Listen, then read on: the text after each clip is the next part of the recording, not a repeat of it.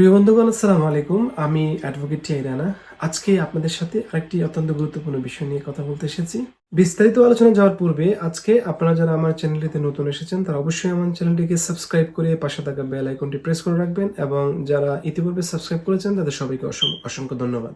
আমরা দেখেছি যে অনেক ক্ষেত্রেই আমাদের দেশে যারা রেজিস্ট্রার রয়েছেন, যারা বিবাহ করান বা কাজী সাহেব রয়েছেন, তারা যেটা করেন যে ডকুমেন্ট তৈরি করে ইংলিশে ট্রান্সলেট করে এটা দুইটা কাগজ, অর্থাৎ বাংলা কাবিননামা এবং ইংরেজি নিকাহনামা অথবা সার্টিফিকেট সহ তিনটা ডকুমেন্ট ওনারা নোটারি করে তারপর ক্লায়েন্টের কাছে উপস্থাপন করেন, অর্থাৎ যারা গ্রাহক তাদের কাছে দেন।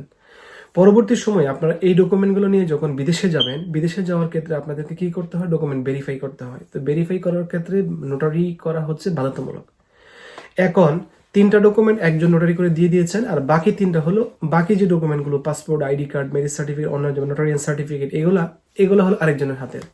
তো আপনারা যখন কোনো ডকুমেন্ট তৈরি করবেন তখন এই নোটারির ক্ষেত্রে আপনারা একটা জিনিস অবশ্যই লক্ষ্য রাখবেন, যেন আপনার ফাইলের ভিতরে দুইজন ব্যক্তির নোটারি না হয়। অর্থাৎ কাজী সাহেব ইংরেজি নিকাহনামা, ইংরেজি ম্যারেজ সার্টিফিকেট, বাংলা কাবিননামা, এই যে ডকুমেন্টগুলো একজনকে দিয়ে করিয়ে দিয়েছেন, আর হলো আপনাদের পরবর্তী সময় নোটারিয়ান সার্টিফিকেট ও সাপোর্টিং যে ডকুমেন্ট রয়েছে যেমন passport, ID card, birth certificate, এইগুলো নোটারি করতে হয়েছে আরেকজনে। তো সেই ক্ষেত্রে দুইজন যদি নোটারি করে তাহলে নোটারিয়ান সার্টিফিকেটটা কে দিবে?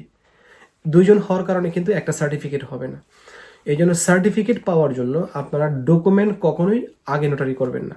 যখন পূর্ণাঙ্গ ফাইলটা আপনার হাতে আসবে, কমপ্লিট ফাইলটা যখন আপনার হাতে আসবে, হাতে আসার পরে পুরো ফাইলটা একজনকে দিয়ে আপনারা ভেরিফাই করাবেন। একজন বিজ্ঞ আইনজীবী, নোটারিয়ান, যিনি 25 বছরের অভিজ্ঞতা সম্পন্ন অথবা যিনি নোটারি করতে পারেন, নোটারিয়ান সার্টিফিকেট দিতে পারেন, এমন একজন ব্যক্তিকে দিয়ে আপনি এই ভেরিফিকেশনটা করাবেন এবং একটা সার্টিফিকেট নেবেন। এই জন্য আপনারা নোটারি করার ক্ষেত্রে এই বিষয়টা অবশ্যই লক্ষ্য রাখবেন যেন কখনো দুই হাতে সেটা না হয়।